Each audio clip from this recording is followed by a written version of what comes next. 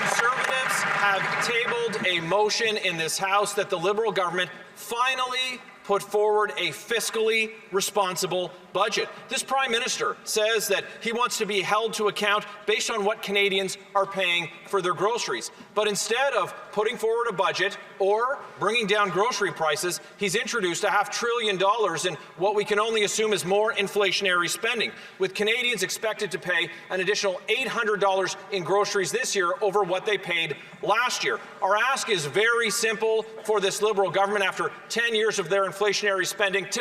There will be a budget in the fall of this year, but you know what's a bit rich for Canadians watching at home is to see these Conservatives who have consistently, at every step of the way, voted against affordability measures.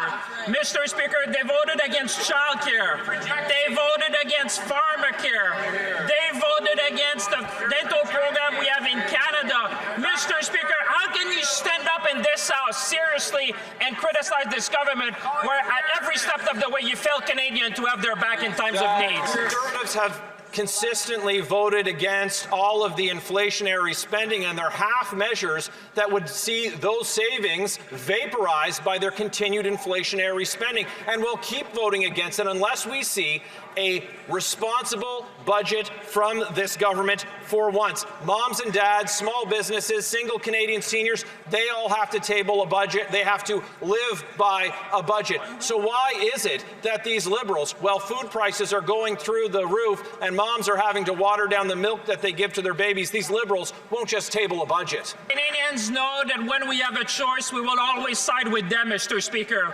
We have sided with children in this country to make sure that it would have a national food program. We have sided with our seniors to make sure that there would be a dental program in this country. We have sided with young families, Mr. Speaker, to make sure there will be childcare.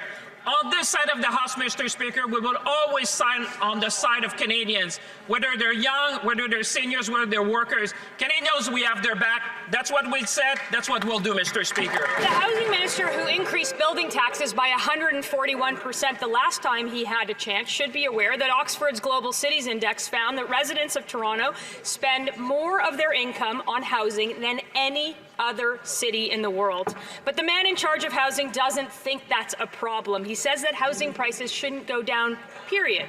So if he doesn't think that housing prices should go down, can he tell the residents of Toronto just how much more of their income they're going to have to spend on their homes?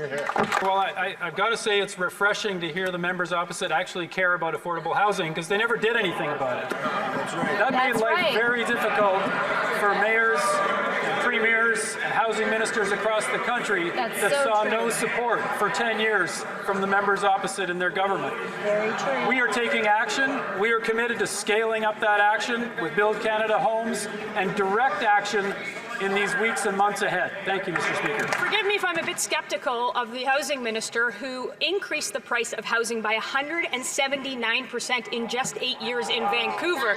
They broke housing. They fueled inflation that drove up rates. They rewarded those who blocked housing construction. They supercharged immigration numbers that outpaced the availability of housing. He says we need affordable housing. Great. But then he turns around and says that home prices shouldn't go down.